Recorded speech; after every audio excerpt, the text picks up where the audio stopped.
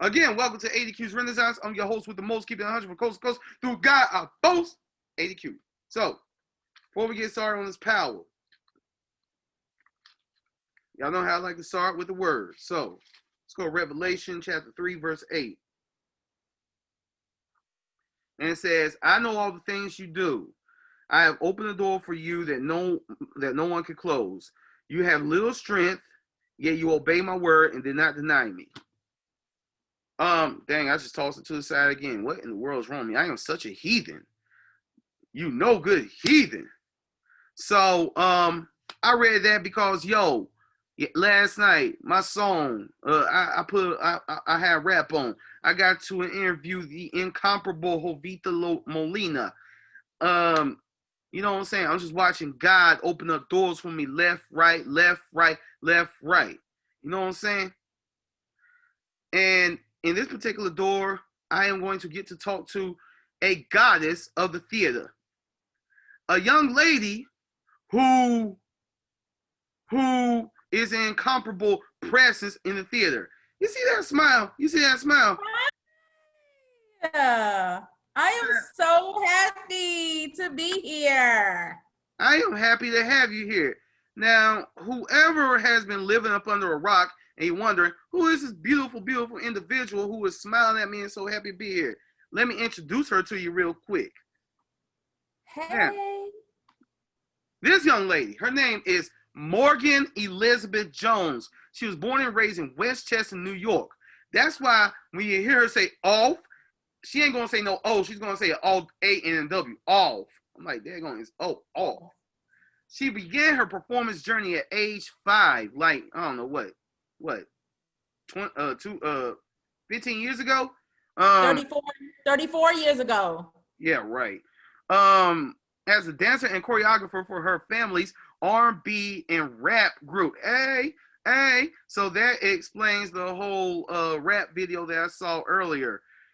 Wow, that was interesting. Really interesting. She went on to pursue a BFA in professional theater at this joint. Boom. Hey, Aggie Pride. You got on your Aggie gear. Okay, I sorry. sure do. But I'm about to transfer to Winston-Salem State, so yeah, no, it's love. Oh, okay. Hey, it's your love. Education. Get it. Hey, you gonna be a Ram. It's all right. It's all right. HBCU. HBCU represented. There she won critical acclaim for roles in For Colored Girls as the Lady in Green and in Blue for Alabama Sky as Angel Allen. She has an extensive resume, obviously, to follow. She was trained and mentored in dance by Dr. Eleanor Gwynn and Tina Liggins while pursuing her theater degree. Ooh, you know how many of us in the theater who cannot dance, who have 3 left? Yeah. I'm one of them. I am the most rhythmless Negro you'll ever meet. You better get it together. I'm trying. Morgan choreographed Langston Hughes. Shout out to Langston Hughes. Black Nativity as a student at A&T, which ignited her passion for directing and choreographing musical theater productions. After college, Morgan's talent was oh snap. When I say make some, you say noise. Make some noise.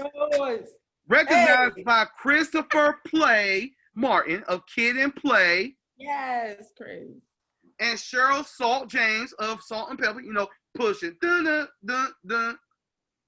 And she landed a featured role in the musical Rise, where she shared the stage with Trina Braxton, Shar Jackson. Now, if y'all know who Shar Jackson is, Niecy from Moesha. Boom.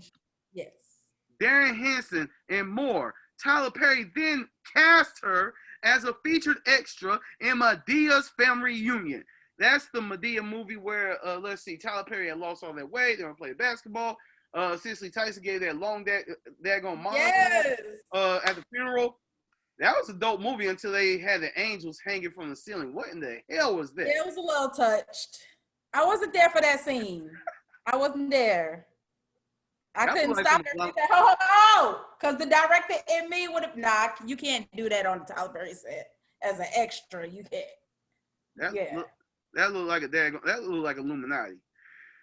It was touched. But then when it came out, everybody was like, oh, look, the wedding scene is so beautiful. But now as Yeah. time goes on, people like, that's a little scary. Yeah. So so um so then she began her freelance production company entitled Flowerchild Productions. The mission of Flowerchild Productions is to educate and create opportunities for performance artists to grow in the field of entertainment. Morgan has choreographed numerous musicals, including Groovin', Crowns, Pirates of Penzance. Penzance. Dang, you did Black Nativity 5 consecutive years? Sheesh. Woo! I did it at A&T and at the Barn Dinner Theater. We're going to pretend like the movie never happened, all right? Yeah, true that. I never saw the movie. Count your blessings. Still haven't seen it to this day. Don't see it. For Color Girls and many more. She has also served as the artistic director and choreographer for many live stage shows. Flowerchild Productions' vision is to train and employ dancers and talent while creating productions that offer extraordinary, thought-provoking, energetic performance art. Morgan also teaches. Dang, this woman does not have I'm sorry. I don't want to leave anything out of my bio when I wrote it. It's all good. Shoot. It is all good, Queen. It's your time. It's your time, my queen. Noty. So, Morgan also teaches workshops in acting and dance, as well as provide movement coaching and artist development for entertainers.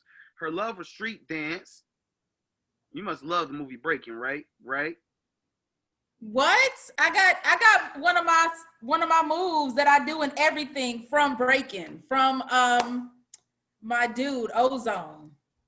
Oh my God. Oh, I love talking with fellow 80s babies. You're an 80s baby, right? If you ever watch my videos, Adrian, you will see me do this in probably every one of my dance videos. That's where I got it from. So you do what? Show it to me again. It's called the stinking hand. I had to take that ring off. It's called the stinking hand. Hey. Wasn't I think Turbo was doing that? In one of his battles with that little light skinned girl, that little Puerto Rican chick was all in his face, and then he said, that means get that. That was that battle move right there. They had a Puerto Rican moment, you know, it happens. Yes. Let's see. Her love for okay, I already said that. Oh yeah, her love for street dance and musical theater combined to create the most upbeat, energetic training for professionals and non-professionals. Pause. Breathe. Inhale. Exhale. Dang. All these beautiful pictures. Sheesh. I got pictures? I got pictures up there? Yeah, they call you Flower Child because they would love to see you in the garden. I'm about to go live.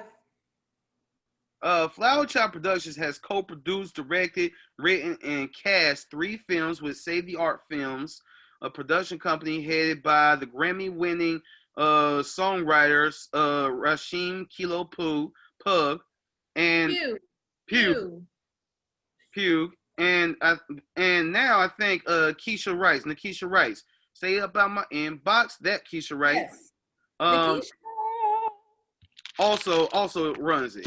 So shout out to both of them. The films It Takes a Village, It Takes a Village 2, and Find My Way the Musical are products of Kids' Own Film program where inner city youth are taught the art of film production and acting for free. These films will be entered in film festivals across the world to show our youth's creativity and extraordinary creativity. www.savetheartfilms.com. Morgan's success has been featured in North Carolina A&T Alumni Times. She was awarded the 2014 runner-up for GCS, Guilford County Schools Arts Educator of the Year, 2014 Best Choreography in the Triad for Groovin' at the Barn Dinner Theater. She has received the Divas Shine Award for her work in the community and also the 2015 Feature Highlight Award for Best Choreographer. Most recently, she graced the cover of Entrepreneurs of Color and Secret Society magazines. Morgan's career has taken her to higher heights as she is currently choreographing, acting, and dancing in Shelly Garrett's Beauty Shop Divas Unleashed 30-year anniversary and featured in Danielle Williams's From Porn to the Pulpit. That's quite a journey.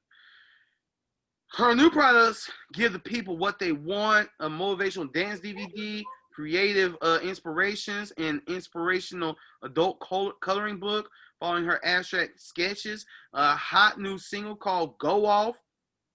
I'm glad she spelled that with an O and not A and a W. But I started to.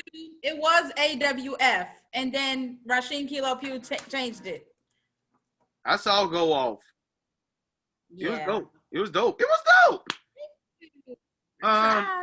Are part of her collection of her arts therapy collection. Morgan will be directed and sold out for her first original musical in 2017. It will play in Atlanta. It played in Atlanta in May 2019. She is a 16-year theater educator while running a business. She is dedicated to continuing in God's path. Top of my bow tie, retire my bow tie. Of inspiring, motivating, and encouraging through the arts. Ladies and gentlemen, after spending an entire 24 hours, please welcome Miss Morgan Flowerchild Jones. Thank you. Thank you. You, Adrian, you did not have to read that whole thing. We could have just talked about it. We could have talked about, What in the world is talk? It's talking. What I'm doing right now, speaking, talking. You're not talking, you're talking. That's how you say talking. I feel uncomfortable saying talking. I sound stupid, see? Talking. What's stupid? It's stupid. Stupid. Morgan, how are you doing, man? I am overworked. Like, I got a lot going on because I'm transferring from elementary school to middle school. I have 15 years of middle school background teaching. So I went to elementary school when I got to Atlanta. So now I'm going back to middle school. So I'm digging. I'm old school. These are my lesson plans. Most teachers type their lesson plans. I have to write mine out first. See, I'm trying to do my mathematics in my head. So when I was reading your bio, you did something at the age of 5, and you said that was like 34 years ago. 34 years ago. 34. I'm not going to ask you your age, even though you look like you're 22. Ooh, child. Hey. I'm 39. I was born in 1981. So you're an 80s baby like I am. Yeah. I was born in 81. I was born in 85. Correct. I was out there breakdancing in 85. I was out there womb dancing in 85. You were definitely in the womb, popping and locking, getting it popping. No, I wasn't popping or locking anything. I told you I have no rhythm. What, ballet or something? I have been in the ballet, but I was in the Nutcracker, but I can't dance, Morgan. I'm not like you. You said you was in the womb dancing. My womb dance was probably caused by me slipping on womb water or whatever. Anyway, yo, it is so great. It is so great to have you. I cannot wait to dive into your whole journey. See, ADQ'S Renaissance was created for people like you, right? I love the word Renaissance. It means it's the rebirth. See, this is the way ADQ'S Renaissance operates. Mostly I have artists who are Black and see what dope art are they producing into the stratosphere. Yes, come on, stratosphere. But weekly I pull together the artists who aren't black, who are black and stuff, and we sit back and we Yes. talk about theater. Love it. So that's how ADQ's Renaissance operates. And I know that you after reading your 85 page long biography. That's why. Have you seen my docufilm? Your docufilm, your biographical docufilm. It's a movie kind of biography. Yes. Oh that. No, I haven't. Not yet. That's why I did that film, because I got tired of writing that bio being read places. So I take it that the film is kind of like a semi autobiographical venture. Resume. Yep, it is a visual resume pretty much. It shows me from the age of 5 all the way up to now and everything that I've done. Hold on. I can see a little bit of your docufilm. It don't even run like 5 minutes long. It's an hour and 30 minutes. Okay, I didn't see that yet. I am going to see it. And I'm going to see it the same time you see Time. Boom. See? Yes, we're going to watch at the same time. Let's go. So you say, so it says so in your biography how you got started. So your family was a rap and R&B group, right? My parents managed a band, and my brother and sister were in the group. I came 7 years after my brother and my sister, so I was younger. They were teenagers, and they were rapping.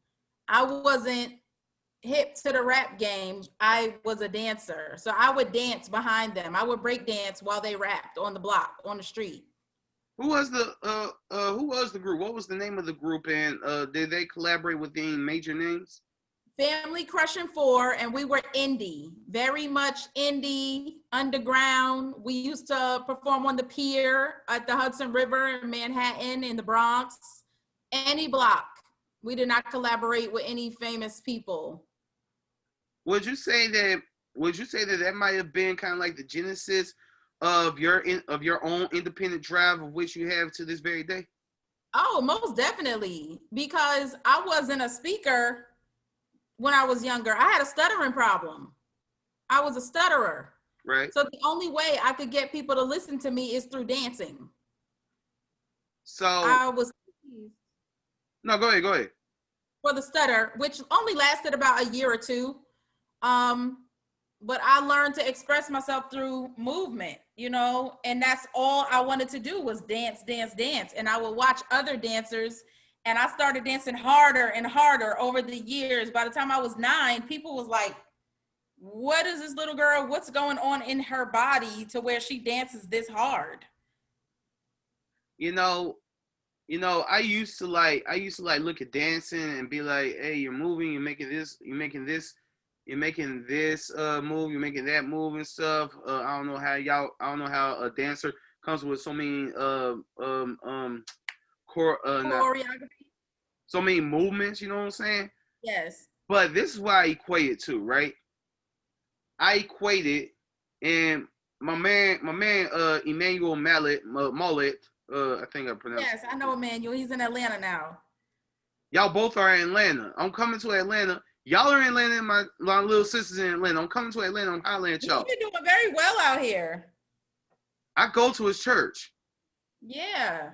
So yeah, I'm gonna have to come down there and holler at y'all. But what I'm getting at is, dancing I've come to view as a non-dancer, dancing as expression. You know what I'm saying? I kind of like equate it to how a non-verbal student of mine used to express herself. She used to express herself with facial expressions and movement. You are telling a story. You are telling a story with your body. Exactly. And anybody who just sit back and pay attention and stuff will know. Oh, dang! They're not just throwing their hands in front of their eyes just like some John Cena thing. You can't see me. They're telling a story. Exactly. They're providing a full-fledged narrative. Pay attention, correct. And sometimes we not into the lyrics. Like somebody asked me to choreograph WAP. I use the beat versus because I wasn't relating to the words like that. Yo, if I was a choreographer and someone told me to choreograph WAP, after hearing the whole song, I'd be like, okay, I want to know what to do. I'd be like, Well, this was a woman who I do virtual lessons. So this was a woman who's dancing for her husband for his birthday. So that's something that she wanted to give him for a fantasy. So she wanted a dance to that song. So I did my best to act like I love the song because that's my gift. So I learned her and what she could do, and I gave her movements to go with, you know, what's gonna be sexy for him for his birthday. Little roll pop. man, what a gift that is. So tell me this. So well, actually, so if I was to like be able to put all of your artistic gifts in kind of like a package and stuff, and see what comes first and foremost before anything else, is dancing. Ooh, that's Am I right? hard. Because all of us artist types, a true artist is not a one trick pony. A true Correct. artist. Like me, I'm an actor. That's primarily what I do. Yeah. But also write. I came in the game as a rapper. You know what I'm saying? You came in the game as a dancer. Correct. You act, you write, you stand on set and watch people hang from the ceiling.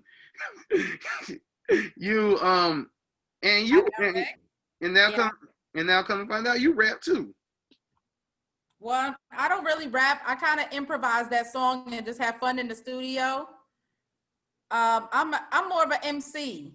I took everything that I say in dance class. If you listen to Go Off, everything I say in dance class, I'll be like, let's go. Come on. When you walking into the club and they looking at you as fly as can be. So when I teach my dance moves in class, I'm basically rapping. Tink, pop, boom, cat. Yo, go off, I go off. So it wasn't necessarily me creating a rhyme. It was just me being myself, being authentic and not worrying about, oh, does this rhyme? Oh, does this sound hot? Swagged out? No, I just was myself on the beat. You know what that reminds me of? What? That reminds me of how James Brown used to rap back in the day.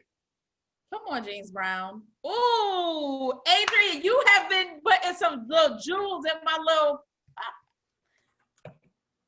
That's what I'm here for. You know what I'm saying? You've been hitting me with some stuff today, and I'm gonna tell you later. Game recognized, game queen. Listen, I'm gonna tell you later why this is so important right now.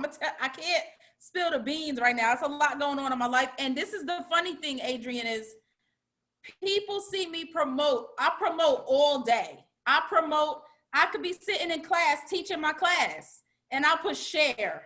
Leave it. Something else. I want to inspire somebody else. Share. I won't even go back on social media for another 2 days to say, thank you or talk to people, whatever, respond. But guess what? What's up? Nobody realizes that I don't share nothing until it's inked or until it's done. I move in silence. People don't even know the bigger things that are going on in my life at all because I don't talk about them until they're done. So everything that I'm promoting is done. I never say, oh, I think I got an opportunity or I'm about to sign a contract or nobody knows anything that's happening at the big tables. I keep that stuff private until it's done. Nobody knew about movies until the movies, premiere night, $10, everybody come out, sell out. So it's so funny. I want artists to understand. Don't be out here moving in silence and not promoting your work. That's not moving in silence. Promote your stuff that you've done. Moving in silence is not sharing stuff and then the expectation doesn't come through, and now you like, oh snap, that didn't even happen. You see what I'm saying? I know exactly what you're saying. See, the most powerful moves are made in silence. You know what I'm saying? But what you want to do while working on, while chipping away at what it is you're working on is, go ahead, sneeze. It was a yawn. Dang, I'm boring you? No, you're not. Trust me. Right. I work all day. Today was one of those days. That's why I was like, It's all good, Queen. So, like I was saying, while you are like planning for that big move, you want to be chipping away and stuff, making sure to build up a brand for yourself, right? yes. Okay, like here's an example. You hear the name Beyonce. Beyonce's a brand. Everybody know Beyonce. Correct. But with zero promotion, she dropped Black is King on us, and everybody and their mama flocked to it. Yes. I'll give you another example. Let's see. Okay. Here's a way that I've moved in the past. Well, not the distant past, last year, right? I knew that I was going to put up time, right? Mm-hmm. I would tell people about it, but I didn't like go heavy on the promotion until until August, right? Okay. What I was doing was I spent the entire year directing, appearing in plays, I co-wrote a short film, continue to build upon the brand that is ADQ, right? Right. And then when time came along, packed out Call Clue. I saw people there from my Guilford College days, from Winston-Salem days, from UNCG days, from church, lots of all that. You have to go to different places to plug away, but don't be that loud one in the room going, yo, I'm about to do this, I'm about to do that, I'm about to do this, I'm about to do that. Child. In silence, or else you will be a jackass going, hee-haw. Yo, it comes time for you to drop something, you ain't got nothing. And people want to see you fail. Yes. There's so many people that's jealous that you don't know that are jealous of you, and you put out, you about to do something great, they'll pray, them evil spirits will bring your whole project down to where it don't happen. Trust me, sometimes you got more devils speaking over your work than positive people praying over your work that it'll be successful. So if you let the devil win, that's on you. The energy. You let the energies in, then that's what happens. Well, my prayer is that, me, you, Lowe's, Black, Emmanuel, all of us artistic people who love it, who go around the clock doing something artsy, that we all have a seat at the table. Yes. And I'm gonna tell you this: I don't believe in trying to fight for the whole Oscar so white movement, right? Yes. I don't believe in fighting for a seat at a table. I believe in making my own table. Thank you. I'm all about that. Like, I have people always wondering if I'm trying to be a part of this or trying to be a part of that. No, I am building my audience. I am over here doing this right now. Like, for the whole Oscar. I'm sorry. I'm watching this, trying to make sure it works. Can you hear it? I heard the sound of my beautiful voice. Okay, so it does. Okay. But that's the thing, is people put me in a box all the time. People put me in a box and they're like, oh, so who you want to work with now? Who you want to do? Nobody. Like, are you familiar with Vanessa Ferguson? Vanessa Ferguson. Yeah. She from Greensboro, yeah.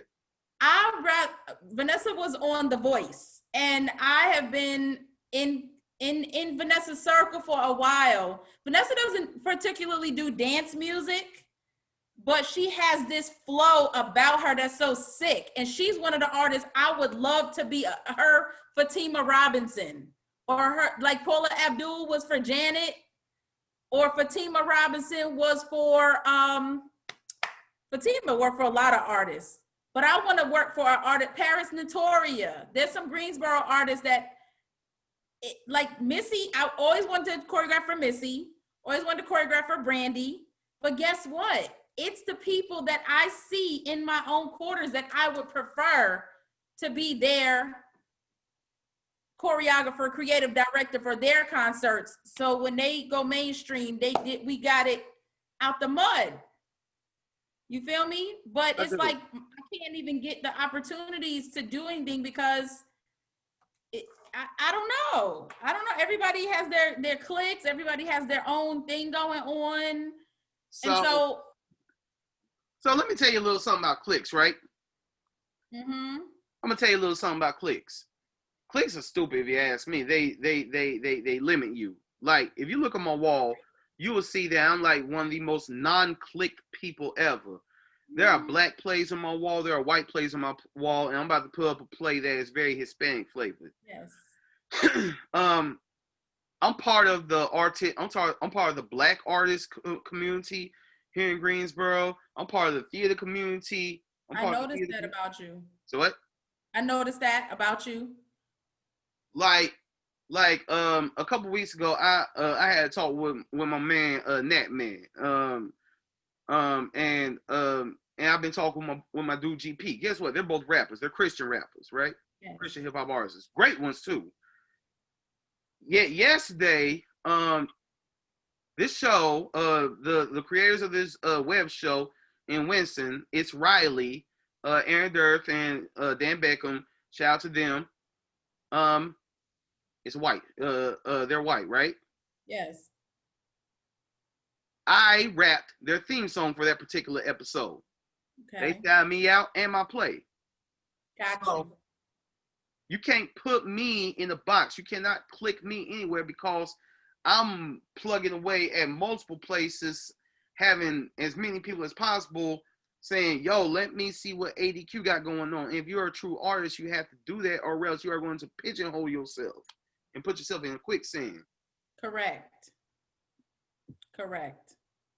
So what I want to know about you is, at what point did you decide to capitalize upon your independent spirit? No, not what point. What caused you to capitalize upon your independent spirit and decide, you know what, having a freelance production company, this is a mighty, huge, ballsy step to take? What made you say, you know what, forget it, I'm throwing my cards on the table, I'm doing it? What made me do that is my struggles with the industry. I didn't want other artists. I didn't want other artists to go through that. And so me not wanting other artists to go through that, I said, I'm casting raw talent. I'm going to cast raw talent for my production company. And they're also going to be mentored. They're going to become employees. I'm going to get them money. Because I always would go and do free shows, free here. Oh, well, you have a lot of talent, but we don't have any money for you. And that was all in North Carolina. It was always everything free. And they will always get paid. I'm like, people are paying to come see this show. So you mean to tell me the director is collecting the money, or the funds that people are paying goes toward the venue and not the actors who are actually entertaining the crowd? So Flowerchild Productions creates the, my sister's joining us. Say hey. Hey sis. Yeah, we must have a podcast on Sundays. But I wanted people to see, okay, I don't have to reach over here to do a production with this person. I can write my own production and direct it the way I see it. If I have a cast already under me that I'm training and mentoring, I can go ahead and pay them because they're going to play the characters. They got the acting down. They got the singing down, the dancing down. Why not cast these people? And if I have to reach out for one or two more actors, I will. You feel me? So Flowerchild Productions came from my rejections and not wanting other artists to go through that. So I said, if I'm going to choreograph productions and people pay me to choreograph events, I'm going to hire my own dancers. But instead of always hiring different dancers, I had a set group of dancers who were loyal to the vision because I wanted that team to go to the next level together. If we all go, if one go, we all go. But it don't always work out like that. I've had dancers from Flowerchild Productions dance for Mariah. I have dancers that dance for Janet right now. I have dancers that dance for Beyonce right now. And I talk to them all the time. I'm not looking for no handout like, oh, get me on with Beyonce. No, I'm here playing a New Age Cabaret. Welcome home, Uncle Silky. Find my way. This is indie. It's from the ground up. I'm not asking for a commercial. Ooh. I'm not asking for fame. I'm not asking for riches. I love this. You know, I'm sorry. I didn't mean to go off on a tangent like that. But excuse me. This is your time, okay? Oh, okay. Now we're in the garden, okay? Come on in the garden. How you know about the garden? Well, you know go in the garden, you dig, you do a little digging, put some in. Yes, you sow seeds into the garden, and then you see this beautiful plethora of. I watch my flowers out all the time. Like, I don't know if you know April Washington, who's on Flowerchild Productions. She's building sets with her boyfriend. Mm-hmm. They build sets for productions. Paris Sade is in Florida teaching big dance classes. Like, it's a movement because Flowerchild Productions is a stepping stone. It's not, and dancers, people always say, can you manage me? Can you manage me? Can I be a part of your agency? I'm not an agency. I am, let's get your resume built. Let's network you. Let's get you some pictures. Let's get you trained. Now you go out in the world and make your millions and go do what it is that you do best. This is a stepping stone, Flowerchild Productions. You see what I'm saying? And it's funny because, Adrian, people talk about me. People say, Morgan uses people. People also say, don't put Morgan on your project because she's going to put Flowerchild Productions all over it. I am. I mean, if you want to put Flowerchild Productions all over this episode of ADQ's Renaissance, I won't really. But that's what I'm saying, Adrian. People don't understand. I am a brand. I'm a business because I put my work in. I put in years of work for a project to be great. Of course, I'm going to put my name on it. If I'm giving you an opportunity, it's your job to invite different directors. It's your job. I'm not using you. You're supposed to use this opportunity to get to the next level. That's on you, not me. Well, see, I'm giving people an opportunity. I want you to be seen. You have to invite directors and other agents to come see you. Get your pictures, post it, promote it, get your audience here. That's what pisses me off about, especially that small damn city, Greensboro, because they do that. Well, see, I'm not fighting for Greensboro, but I'm coming from a place of understanding. See, yes. You got that New York hustle ingrained in you. It's in you, okay? It's in your DNA. It's in every single piece of your being. New York is a hustle. I learned that when I was there. Everybody got a hustle. I wrote that as a song when I was on the plane ride back here in North Carolina. I was like, everybody hustle. Everybody hustle. Hey. Everybody got a hustle in NYC. You got a hustle. You're a hustler. Guess what? Here in Greensboro, lights go out. Everybody asleep at daggone 10 o'clock, right? Right. That has played with that has played into the psyche of people in which their hustle is limited. A lot of people here in Greensboro, is the minority who is like, yo, I'm going to work on this around the clock, and I'm going to see y'all in ATL, LA, or New York, or even overseas somewhere, right? Right. But the regular person, the regular Joe is, okay, I got my 9 to 5. I'm going to do my 9 to 5, and then I'm going to get on this and put whatever time I have into it before I clock out. Me, I'm Right. like, yo, I'm up writing rounds today, going 4 o'clock in the morning, 3 o'clock in the morning and stuff. Correct. I think about that song from Hamilton. Why do you write like you're running out of time? That's the way See? you're supposed to be. Right. It is the person with Hamilton.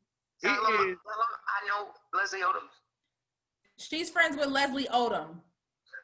Y'all got all these famous friends. Y'all making me want to ask to get. This put is on my there. New York plug right here. My sister's international artist in New York. Sis, I need to get you on the podcast. Yes, you definitely got to get on his podcast. Definitely. Y'all need to get me on y'all podcast. But We got to get Adrian on our podcast when Yes. he is awesome. He does everything. He's amazing. you're amazing. Thank But- you. But what I'm getting at is, it's not the regular Joe who gets the gig and whatnot. It's the anomaly. You know what I'm saying? The anomaly. The anomaly. You have to be that person sticking out while everybody else is asleep at 1 o'clock in the morning. You up working. You practicing monologues. You practicing dance moves. You Right.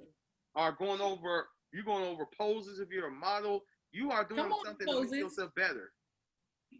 Whatever you got to do. And our show this Sunday is about criticism. If you can't take the heat, get the hell out the kitchen. Oh, yeah. If you can't take do you know how much criticism I take in and I correct it and I fix so because criticism is embedded in me, when I meet someone who I'm like, man, this person is amazing. Let me just let them know if they do this, they can go next level. So many people will be like, what? I don't want to do that. Or that's stupid. Or how she thinks she gonna tell me, I'm just giving a idea of what will make you better. Cause that's what Flowerchild Productions does, is helps people to go to the next level. Where did the name Flowerchild Productions even come from? I was at A&T and they asked me to choreograph for Blue Rain, which is the dancers at halftime for basketball season. They used to be called Aggie Essence. Then Aggie Essence was dancing too nasty, so they canceled Aggie Essence. And they formed Blue Rain and they asked me to choreograph. So that was my job for about 8 years. I choreographed for the university dance team. Mm-hmm. As a junior. Mm-hmm. And they were like, you are such a flower child. I took some of the girls and I gave them work outside of the college. And we did Tom Joyner's Sky Show. And people was like, you just help people bloom. Like a lot of my girls was like, I'm blooming. And I was like, okay, flower child. And I was a flower child. I'm a hippie. I'm a new age hippie. Everything about me is, hey, everybody, let's go. Hey, So when you think about hippies, Black privilege. Sorry, go ahead. Yeah, we're not in the 60s anymore. It's 2020. I'm hip hop. I got an attitude. I'm a flower child with a 2, with a new age flower child. So it's like, I want to see everybody grow, but at the same time, I'm a hippie. I'm a 2020 hippie. I'm all about having fun and sewing into people and changing the damn world. So Miss Hippie, if I told you that my original vision for this podcast was sitting in a coffee shop with a latte to my right, red, black, and green Pan African flag right here, boom, RBG, there you go, come on, show the RBG, boom, there it is, RBG flag, and a book or two, like Miseducation of the Negro, the 50th Law, 48 Laws of Power, the Bible, Up from Slavery, whatever, or definitely a couple August Wilson plays, because August Wilson is my man. Yes. If I told you all that, you would say? I would say this is amazing. I love this ambiance. Oh yeah. So So okay, I was wondering, and I was squinting my eyes like that because you was talking about Blue Rain. I'm like, who in the world is someone gonna call themselves Blue Rain? Who was, especially someone who was from the Purple Rain era.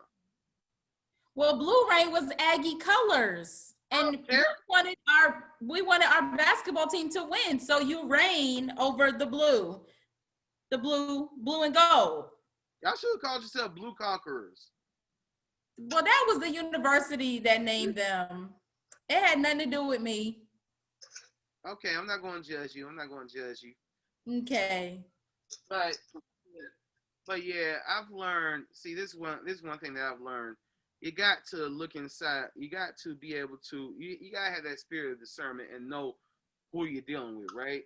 Right. Like I've come to the conclusion that, and we talked about this earlier. I come to the conclusion that whatever doors are going to be open for me. I thought Sis said something. Whatever she doors. Did. I'm sorry. You good?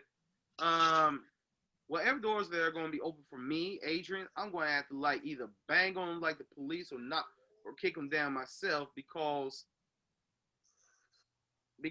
I'm like 5 foot. I'm like 5'6", 5'7", stocky, really big head. I got locks now, and stuff. You put me in the crowd of actors, you're not going to choose me. I'm probably going to be chosen for the thug. I'm going to be chosen for the thug role or the comic relief based off of my personality. And it's only someone who is short-sighted who would not see that there are layers upon layers upon layers upon layers upon layers of ADQ's abilities. Got you. That's where you go from a talent for hire to a boss saying, yo, okay, you going to sleep on me? Fine, go to sleep. Have a good night's sleep. I'm going to be up working. Oh, hi. So nice. He looks so nice. People, she's not smiling and waving at me. Aw. No, it's my brother-in-law. What's up, brother-in-law? Hey, what's going on? I'm on a podcast. Oh, yeah? Mm-hmm. Okay. It's called ADQ'S Renaissance. No, they can't see you. They can't see me. I can't see none of y'all, but I could daggone sure hear you.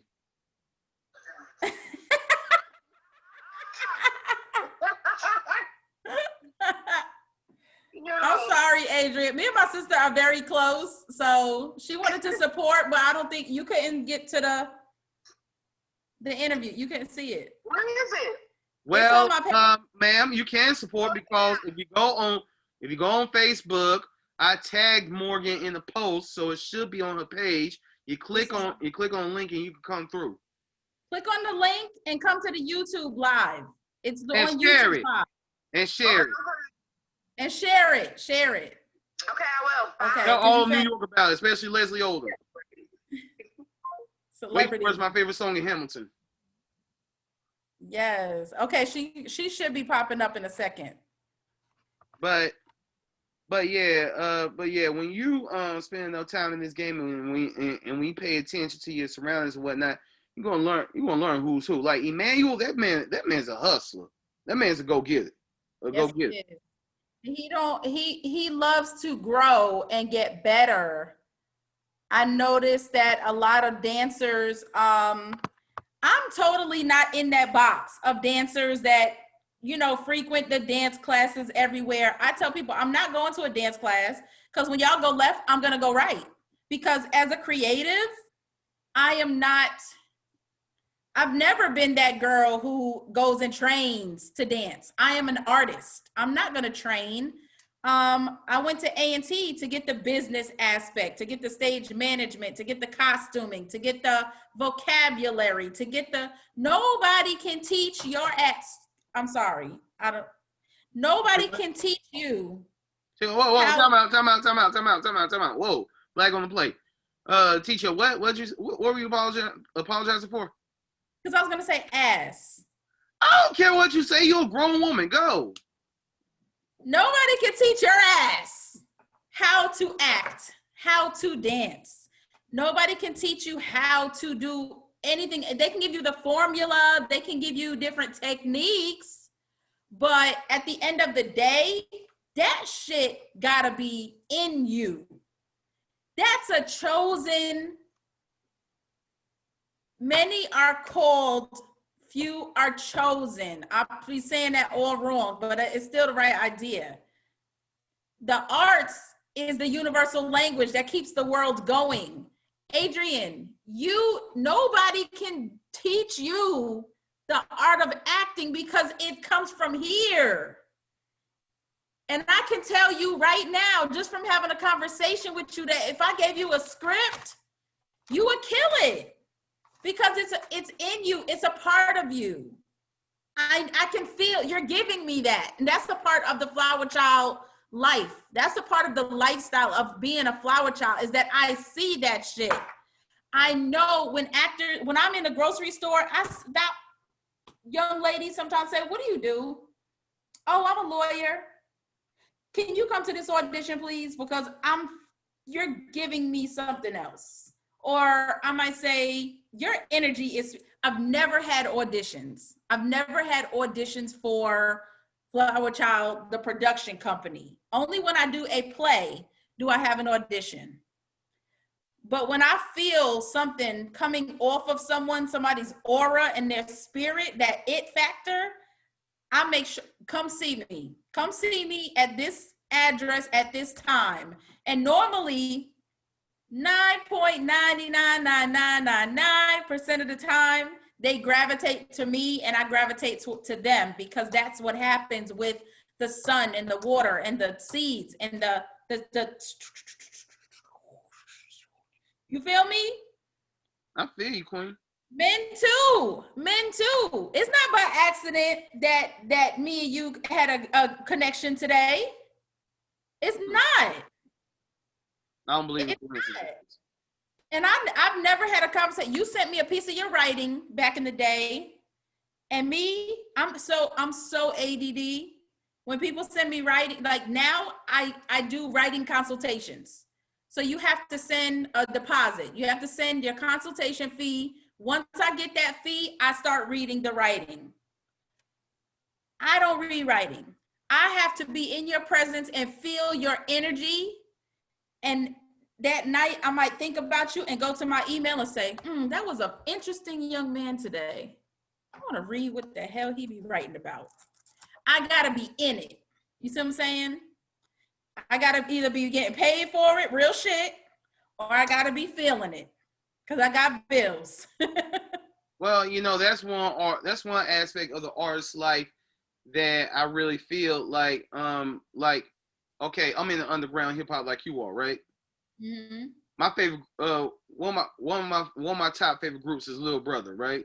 Yes. I was watching an interview that they were doing, and Big Pooh was talking about, rapper Big Pooh was talking about having to drive Uber and do other jobs to make ends meet in between albums, right? Mm-hmm. Vontae was talking about all the hustles that he do. He's part of Questlove's podcast. He's done some voiceover work. He raps in Lil Brother. He's a solo rapper. He sings with Foreign Exchange and stuff. And he was talking about just trying to get to just trying to take care of the first of the month.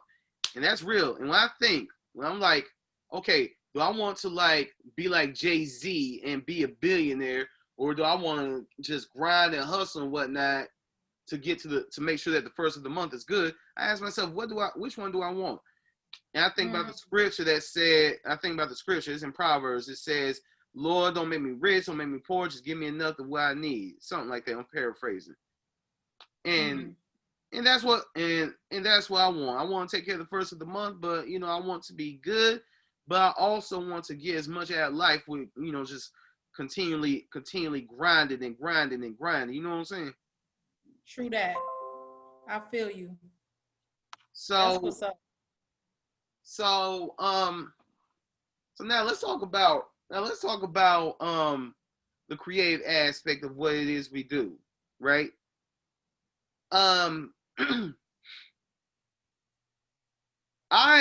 sent in an audition for playing a New Age Cabaret, right? You say you sat in an audition? Yeah, I did. We were communicating. We were sort of communicating at that time. Oh, okay. But Oh, you saw. You saw. no, I sent in an audition. Oh, you sent in a video. Okay, I got you. Yes, I remember. Yeah, but hey, one thing that I learned about being an artist and stuff, you're going to hear no's. You're going to hear more no's than you're going to hear yes. I heard no. I had trouble accepting that at that time. But now looking back, I'm like, hey, again, you're going to hear no's, you're going to hear yeses. Yeah. I look at the people who you had in that joint, my man Big Lowe's, my man John Black, my man Adrian and Canham, among others whose names escape me at the moment. You had Stat Cash, you know what I'm saying? Yes. Now, when I think of a cabaret, I think this is a musical, or at least an opera, right? True that. Big Lowe's, shout out to you. I love you, sir. Thank you for watching. Black, I love you, man. Thank you for what you did for Battle of the Books. Morgan's gonna watch that and she's gonna love it. Adrian, I love you, brother. Adrian Power. But y'all, yes. I've never heard y'all sing that one freaking note my entire life. How in the world did how did playing happen? How did you put it together? Please tell us about playing. Okay. I went through a really ugly, verbally abusive relationship, marriage. It's my truth, whatever. Right. Through that, I had needed some therapy. My therapy was writing. I wrote about my life. I wrote about the abuse. I wrote about not feeling sexy, about feeling overweight. He made me feel like I would not be successful without him. He told me that I should be happy that he's not cheating on me or hitting me. Yes.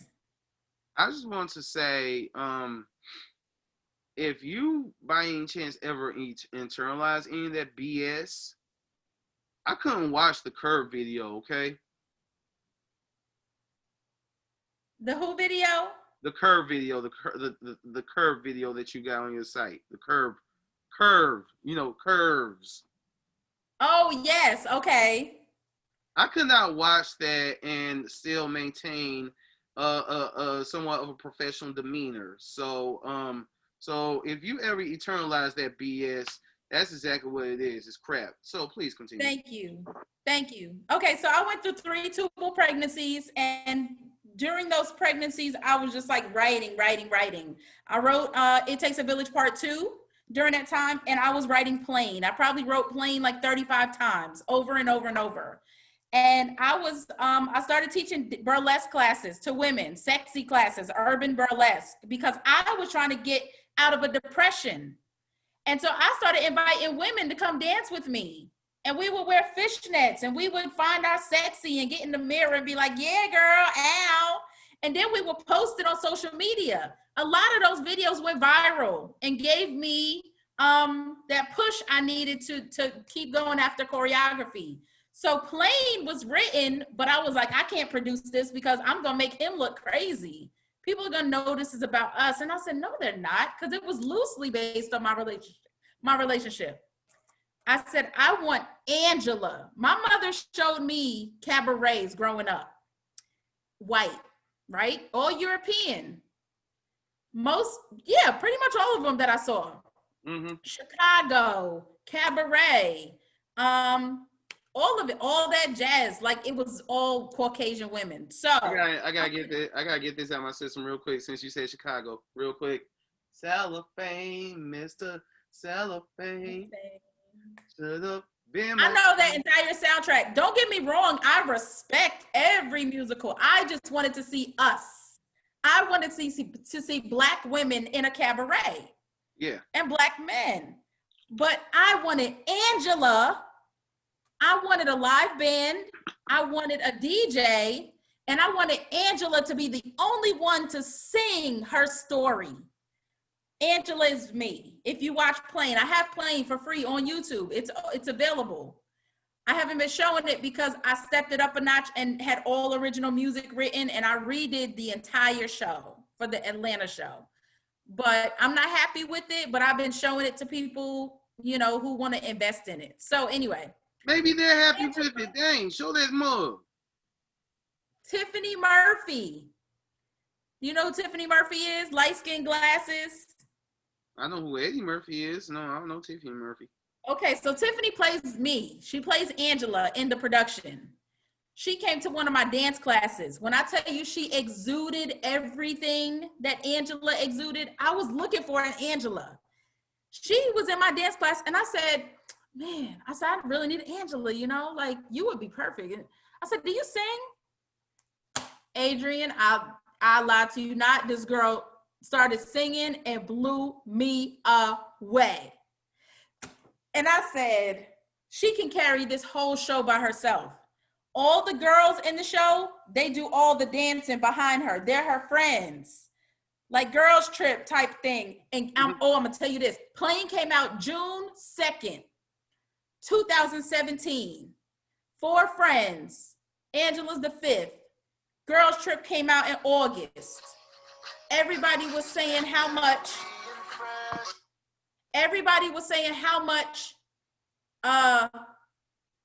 Girls Trip remind them of Plane. Crazy. But it's two totally different stories, but still, it made me feel good. I was like, okay, people relating my shit to some big shit that's out there with a big budget. Your stuff is some big stuff. Remember that. I love what you're saying, but I want the world to see. The world went to see that movie. You see what I'm saying? Because they have a big budget, they have money to make it a motion picture. They have easier access to the world, but you can still let the world know. And I am until the pandemic happened. We had a 10-city tour going. March 14th was the first city, which was Greensboro, North Carolina.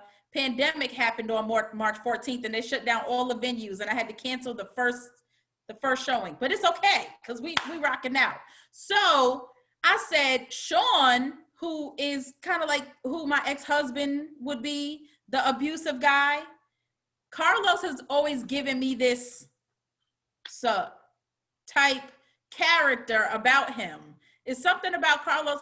And I know actors can go into, Carlos is a sweetheart. He's a teddy bear, but he also has that assholishness that he can portray.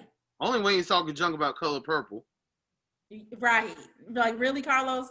So that character had to exude that, what? You ain't all that. I ain't even trying to be with you. I'm trying to be with her. So Carlos play that guy? Yes. Now, this is what happened. I had somebody else playing, I want to say Bruce. Do you know Bruce? Pretty hair, tall, skinny Bruce. He does a lot of plays in Greensboro. Dang, I must be up under a rock because I barely know. Okay. Well, we got booked again. We did the show again in Atlanta, and Carlos said, oh, Morgan, I'm booked that weekend. I said, who the hell can play Sean? That's when you auditioned. And you didn't, I couldn't get the, what? That, I didn't know you like that, so I didn't see that in your audition. Watch time. Watch my play time. That's all I got to say to that. Time. Okay. So, John Black, I was like, John's so damn sweet. I don't know if John played. Then I was like, John, do this role. Let me hear you read it. He did an audition on Facebook Messenger. He did the monologue. I said, oh, he got it. So John was able to come and do the Atlanta show. So that's how I went from Carlos to John. But I'm one of those people, once you step out and somebody steps in, I'm gonna keep that person in. If I ever do the tour, Carlos had got busy anyway, doing comedy shows, doing his production. I said, Carlos is working. John Black was working too. But I have to stay consistent to what Tiffany's used to. I can't be switching Sean's out back and forth to accommodate the actors. I have to accommodate the show. It's about the audience. It's about, So I kept John in. But that's how that happened. So I had my hands buried. I had my face buried into my hands that moment because I'm relieved that John Black ended up playing him. I mean, yo, Carlos is a great actor, definitely, right? But would you agree that in a lot of urban projects, brothers that are both my and Carlos's skin complexion are put in the villain role? I agree to a certain extent because I personally was looking for a dark-skinned man to play Brian.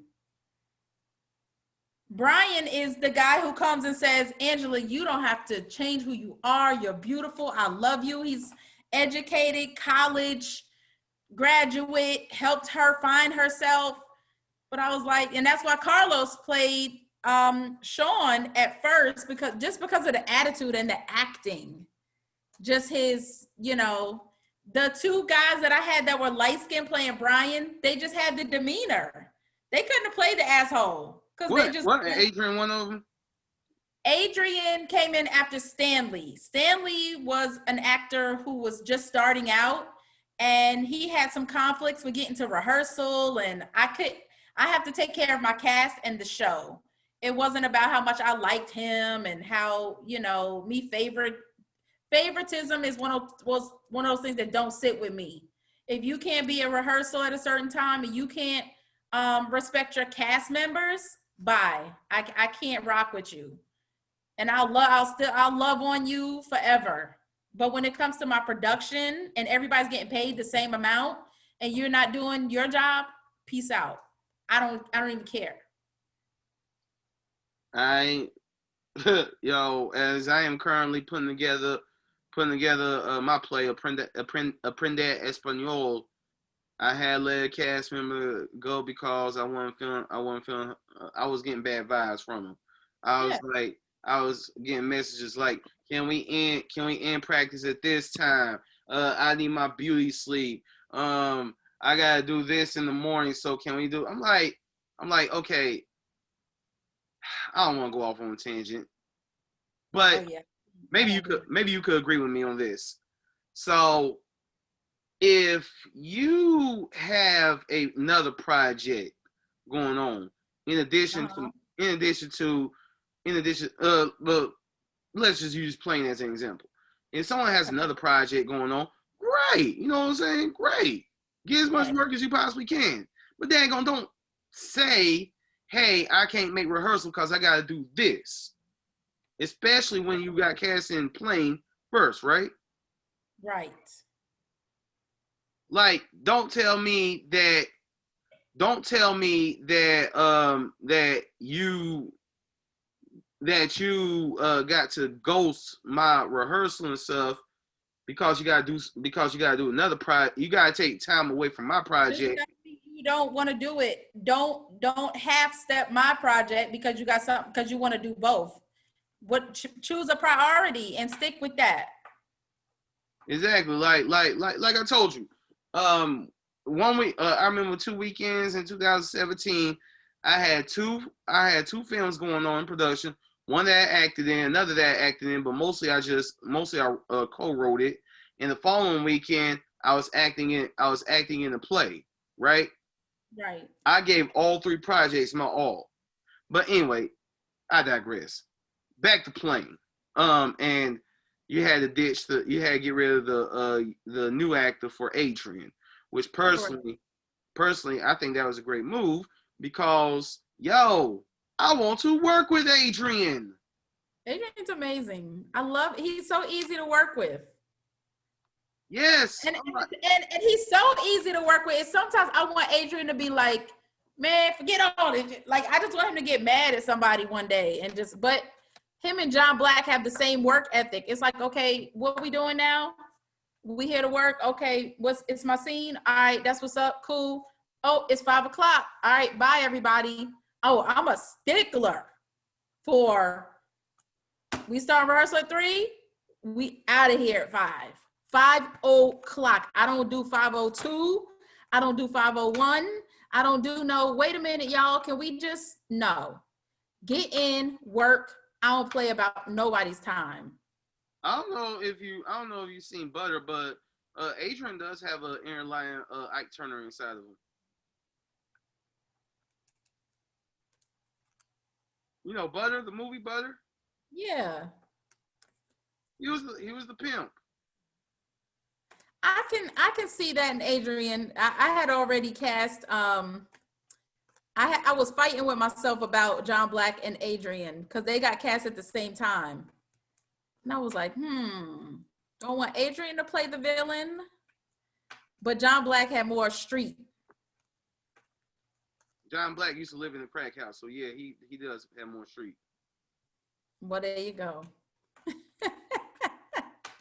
So I'm very. Go ahead. Oh yes, I wasn't gonna say nothing. Oh, so yo, when I looked at the presentation of Plane, the people that's in it, everything that goes along with it, I was very much interested in stuff, and I would definitely like to check it out. So Thank you, Adrian. Don't make me cry, cause that was my baby. Like, it took me to produce that and to put my story out there for people to see. And when it opened and it debuted and all 3 shows were sold out, I was like, people are gonna know that's about me. People are gonna know this. And I was like, girl, you went through it to minister to the people. Calm down. Morgan, guess what?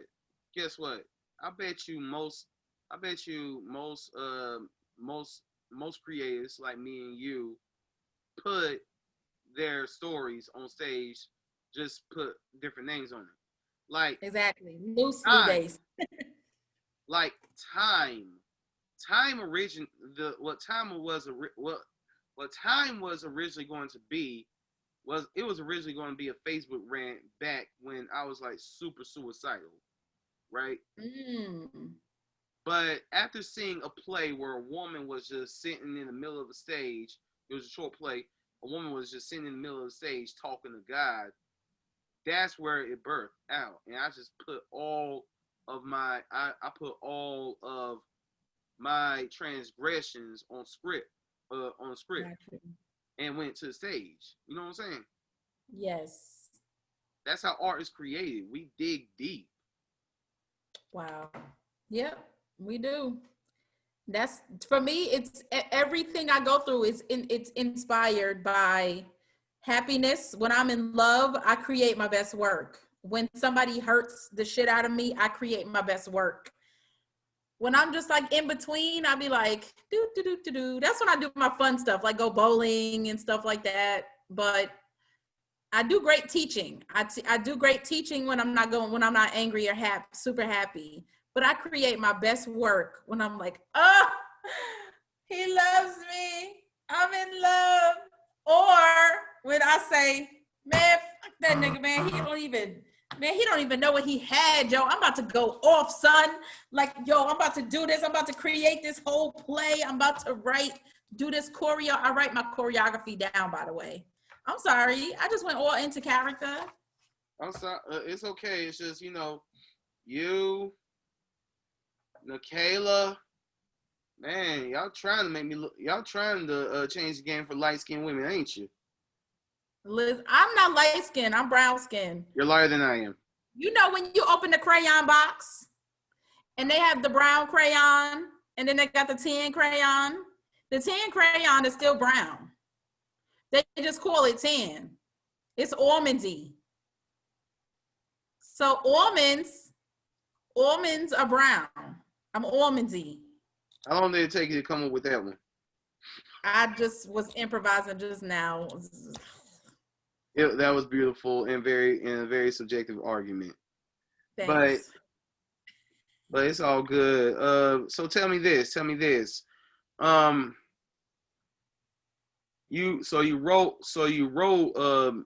wrote the cabaret. I'm seeing like a what's the word I'm looking for? Like a pattern of musicals, right? Because also Finding My Way, right?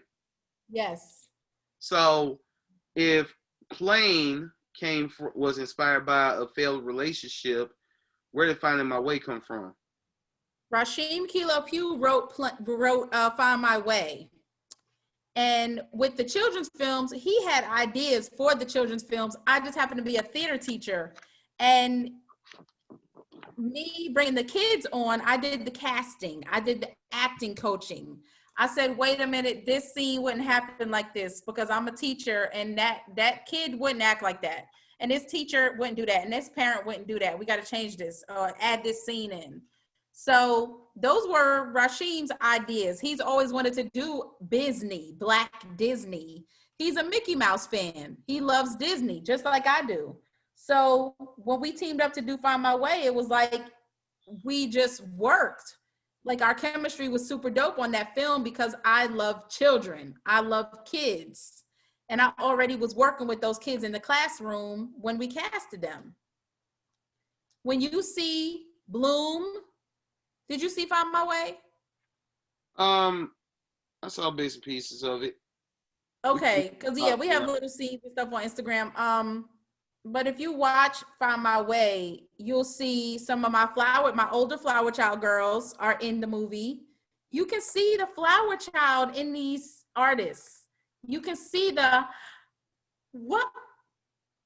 it's a style, it's a technique that I teach. It's a technique, and it's even us being at my house all the time together. You can see it.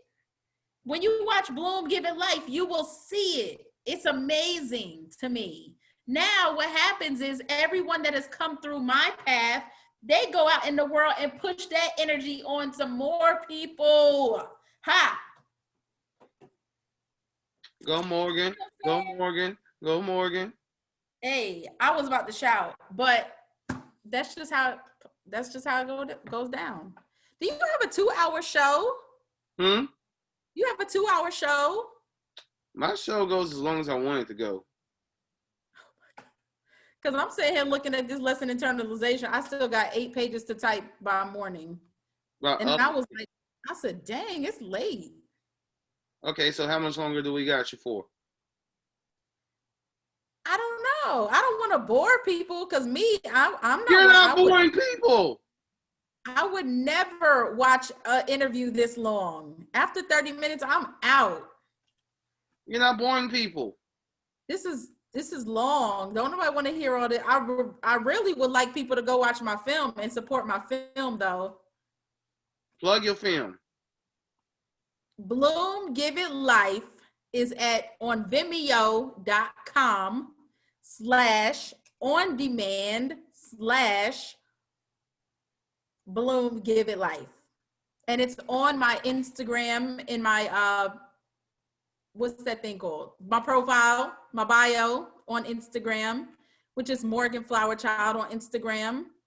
And you can also find the link on my Facebook. If you scroll my Facebook, you will see the link for Bloom. Okay, so you're not selling it. You're informing about it, but you're not selling it. Why should I watch Bloom and not, Color Purple or Dream Girls or one of the? I talked about it already. So everything that I talked about tonight is what's in Bloom. But you get to see the behind the scenes. You get to see the blood, sweat, and the tears. You get to see me crying when I leave the classroom and have to leave my kids to go on tour. You see me going through the motions with dancers. You see me fighting the feeling, fighting the art versus the human, the business versus the art. I gotta organize this. I don't want to because I'm tired. I'm crying. This is too much. You see all the flowers talking about how being in Flowerchild Productions has changed their lives. How they were doing this and then being in Flowerchild Productions, now they're doing this and they feel like they found themselves. Like Bloom Give It Life is exactly what it says. It's giving it life. And people that I work with and collaborated with and partner, I don't think there's one project that I've done where I have not collaborated with someone.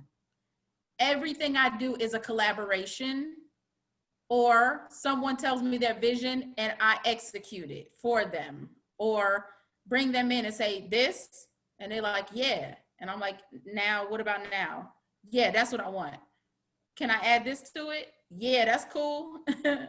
Like, I love collaboration and I love to see people's dreams come true. So that's where Bloom Give It Life comes in when you watch it.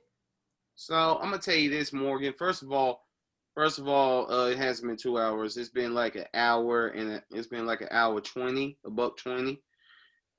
Second of all, I think that, you know, this dialogue between us, this arts-based dialogue between us and stuff, this is what people are watching as they are trying to raise their artistic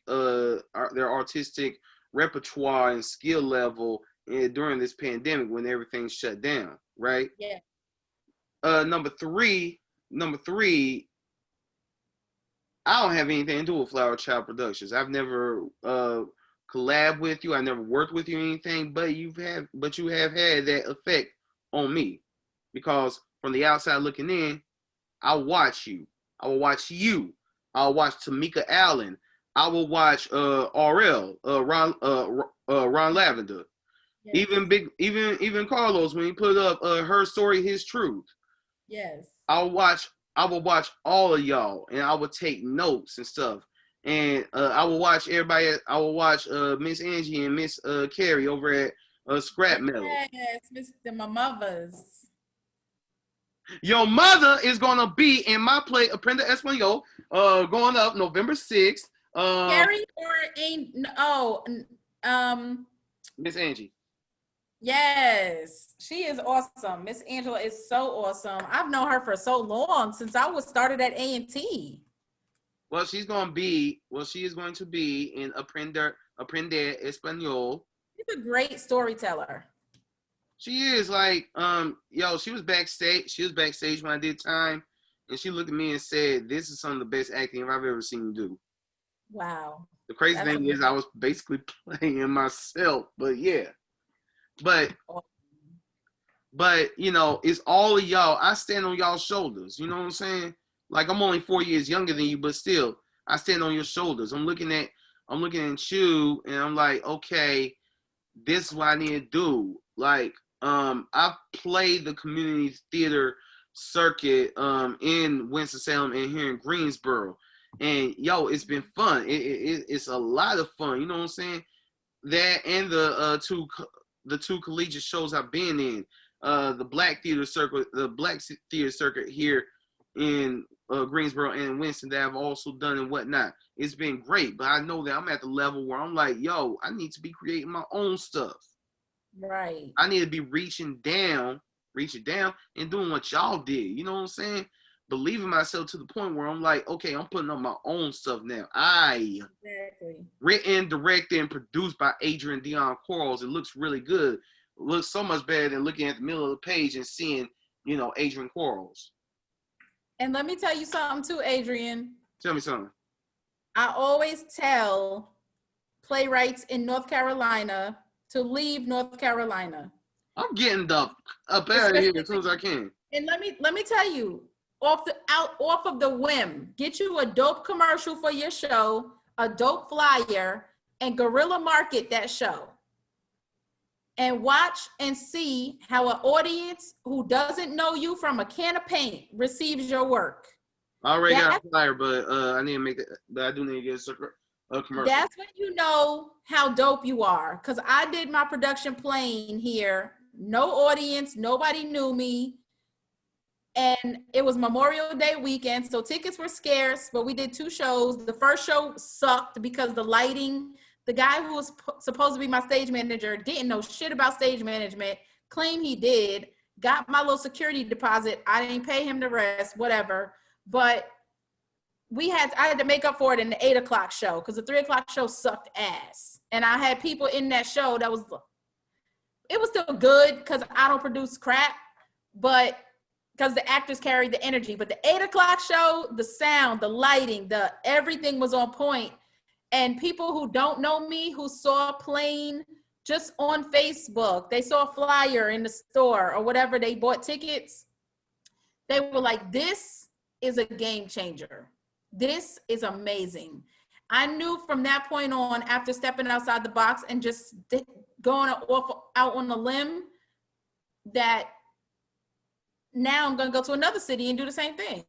I'm going to go to another city and go to another city and go. That's why I'm renting my house, because I just decided, Morgan, you are going to be global and keep that mindset to go global versus, oh, you're Atlanta based. No, Atlanta has a big population. And if you can't make it in Atlanta, you can't nowhere. Same thing with Greensboro. I tell people, if you can make it in a small pond like Greensboro and people know who you are, you doing something dope. You doing something dope. But, you know, people get stuck in Greensboro and they think because they have the Greensboro audience that they have an audience. That's why I had to get out of there. I'm like, I need more. I need more. Well, in Aprende Español, there's only 2 Greensboro people up in there, me and Miss Angie. Love it. I saw that flyer and I think it's amazing. Thank you. I think it's amazing, and I can't wait to see it. November 6th, 8 p.m. On YouTube Live. Well, basically the same way that we are broadcasting this illustrious conversation. Also, now, you mind if I take a little dip into your personal life real quick? That's fine. Okay, going up, before we went up, I asked you what scripture would you recommend, and you said, don't ask me what scripture, I'm not religious, I'm spiritual, which I'm kind of like in the same boat. See, when I tell people that I'm spiritual, people say, well, you need to be careful what spirit you letting in there. You know what I'm saying? Mm-hmm. I want to talk about that real quick, because I have my definition of being spiritual. You have yours. What's your definition of being spiritual? My definition of being spiritual is I believe in God. And I say God as the higher power.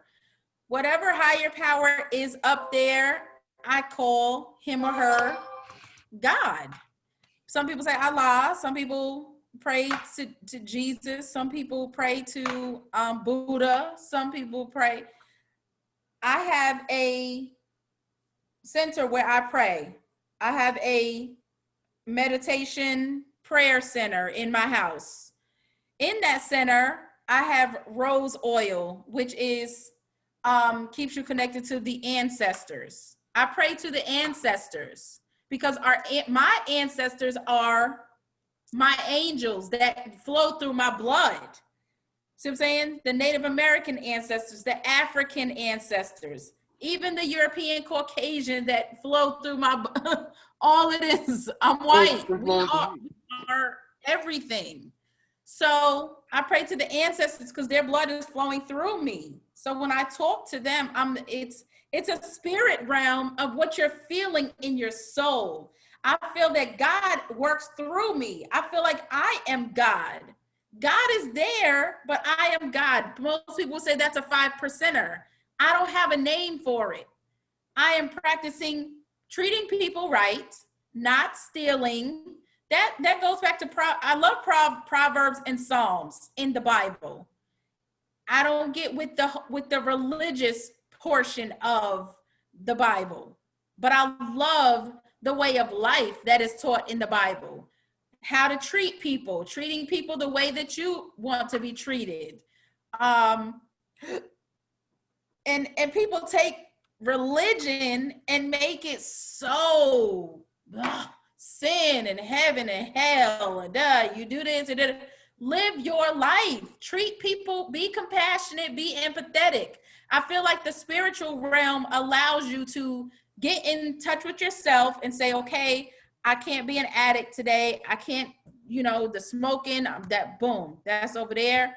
The drinking, that's over there. My sexual addiction, I'm not going lust over this person because I'm married. Like, you have to dig in yourself. You got to invite God into your spiritual realm. You can't go to the Bible and just be quoting scriptures, because you ain't practicing nothing. You ain't practicing that relationship. When I step out of my house, my relationship with him is so strong that somebody who practices Baptist, whatever you practice, can't come in my space and tell me shit about my relationship and how I operate as a unit with God. Period. And I stay in my lane. I don't bother nobody. I'm good to people. I don't hurt nobody on purpose. It's so many people in the church that hurt you as soon as you walk in that joint. Soon as you walk in there, well, look what she got on. I don't got time for that. If you was, and then they say, "Oh, don't allow church hurt to keep you out of the church." Well, guess what? In my house, where I praise him and meditate, or at the creek, I go to the creek and the lake and I meditate and I pray. Ain't nobody, them people ain't there. Nobody's there, just me and God. I don't have to go to church. I like going to church sometimes to hear music. Sometimes there are certain pastors that preach a good word, that, you know, they teach from life experiences. And I like those pastors, and I go listen to them, because it's like me teaching my classroom about theater and how theater relates to real life. Theater and the church have been tied together for since the beginning. Oh, it began in Africa when the men used to go hunt for the women. They would come back and do the ritual and show the women how they hunted down the food. That's where theater began. And then it went to Greek. But guess what? The history books tell us that theater began in Greece with white people, with Greeks. But it began in Africa. Rituals. So to speak to that, and I'm sorry I'm taking up so much of your time, but dang, I was hoping you would say you fine. But anyway. No, because I told you what my situation is with the school system, and I talked to you so much today on the messenger that I lost time and I didn't get it finished. So we're about to wrap this mug up. Give me 10 more minutes, please. You know, it'll be 10:50. All right, 5 more minutes. Go ahead. I love you, Morgan. I love you more. Let's come on. All right. But anyway, to speak to that, I agree with all that you said and stuff. I have a friend who is like befuddled, wondering why I haven't like been attending community group and whatnot and stuff. I'm like, I'm just not feeling it. Not that I'm not feeling it, but just I don't, at this particular juncture in my life, I don't feel something pulling me to be at every single meeting, every single service or anything. I'm feeling like, I want to search more the more spiritual aspect, because God is a spirit. And when you say that you are God and stuff, you are a God, a goddess. I am a God, and that's scriptural. That's in the Bible. Psalm 82:6. I say you are gods, you are children of the Most High. John 10:34. Doesn't your Holy Scripture say that you are gods? Now, as we wrap this up, because I don't want to step on anyone's feet about their occupations and whatnot and stuff. Morgan, if someone wanted to like hit you up, contact you, to tell you how dope your movie Bloom, how dope Plane is, how dope Finding My Way, everything that you touch is, how much they watched that Curve video and wanted to propose to you, how could they contact you? Curve. I'm trying to figure out what that Curve video is. Curve. Contact me at Instagram.com/Morgan Flowerchild is my Instagram, Morgan Flowerchild. From my Morgan Flowerchild, you will be connected to Plain and New Age Cabaret, Flowerchild Choreo, and Flowerchild Productions Incorporated, which is my nonprofit, my community service business. You can also find me at flowerchildlife.com, FlowerChildlife.com. You can also find me at youtube.com, Flowerchild Productions. If you Google Morgan Flowerchild or Flowerchild Productions, you will find all of my social media handles. I think that's it. All right, cool. And Adrian, you are the bomb. Thank you so much for having me. I was about to throw out my contact info real quick. Dang. My bad. I thought they know you. Like, this your show. Yeah. Tell me how great I am in just a few seconds. Now, if you want to contact me, for all Morgan's people, you want to contact me. My email is adq4christ@gmail.com. My Instagram handle is DionChocolateGuy85. My Twitter is Avenue ADQ_85. And on Facebook, I am Adrian Dion Quarles, ADRIAN DION QUARLES. Please don't call CIA on me. Morgan. Ha! Number one, all Morgan's people, check out Aprende Español, November 6th, Zoom, YouTube. Check it out. I wrote it, producing it, directing it, acting in it, doing my thing. Morgan. Yes. For all that you write, for all the stories that you put up, for how you act, for how you help so many up and coming artists and whatnot. You, ma'am, are a needed, beloved, necessary, and dire member of the Renaissance. Your people are better because of you. Thank you so much. Now tell me how awesome I am.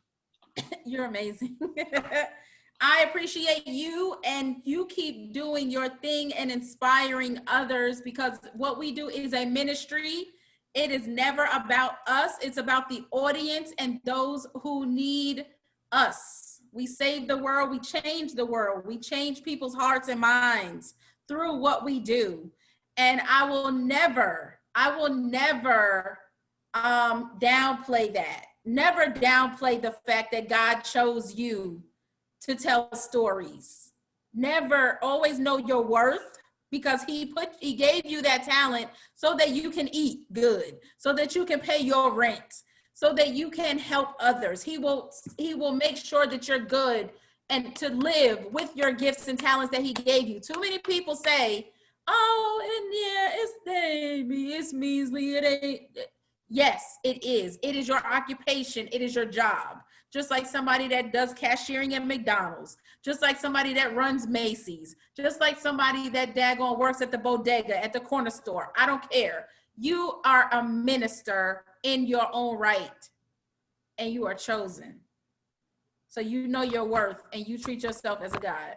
I'm giving you a big hug next time I see you. Yes, I will be there October 17th weekend. I think you're gonna be there that quick. I'm in Greensboro all the time because I just got booked with Princess Johnson. I'm directing her musical. So I'm gonna be there the whole month of November, but I have to come there for some rehearsals in October. I'm coming for an event in October. My parents are celebrating their 50-year anniversary on the 17th. I'm always in Greensboro, always. I just don't tell anybody. Tell me, we should get up for a cup of coffee. Yes, I definitely will, Adrian, because Adrian, yes. I want to call you Quarles. I don't know what the hell, or Dion. Okay. That's my last name on my middle name. Go ahead, shoot. Exactly. Quarles. Hey, Dion. But yes, we will definitely do that, because I'm very interested in what you have going on, and I want to see how we can collaborate or partner on something. I know I don't try to force partnerships or collaborations. Things really God just puts things in perspective for you. And I don't think this was a mistake today, having the awesome, we talked so much today before the show. Like, we should have been, that was an interview in itself. Ain't you sick of me yet? It's all good. Huh? Ain't you sick of me yet? No, you good. You good. I just, I'm over people right now. I'm hungry. I'm about to cook, and I'm about to finish these lesson plan and turn up. I'm not going to bed. I have my first class at 7:30. There you go. And I don't have to work until 8 o'clock. And my big announcement, real quick, is Scrap Mill is going to be putting up readings of 2 plays. They're going to be putting up a reading of King Hedley II. King Hedley II. I'm going to be in it. What am I playing? Hey! I'm playing King Hedley. Yes, Adrian. I gotta come see you. It's going to be online. It's going to be Well, online. It's I'm going to gonna be come online see reading. you. So what? I'm gonna come see you. Thank you so much. I mean, these are going. This stuff is going down before, aprender español. But yes, and also they're going to be putting up a reading of Gem of the Ocean, and I'm going to be playing Barlow. You better go off. That's what go off is about. You know that? I thought Go Off was beautiful light-skinned women doing their thing. Nope. Go off is for men. It means follow your dreams. Go off is creative freedom. I feel you. Yep. Thank you for having me. I'm about to get to work. Do your thing, Morgan. Thank you for coming through. Thank you for your energy, and thank you for your craft. Thank you. I love you. Love you too. Have a good night. You too.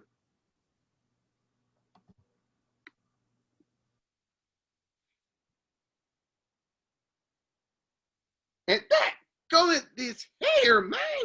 Sheesh. And that was ADQ'S Renaissance. Yes.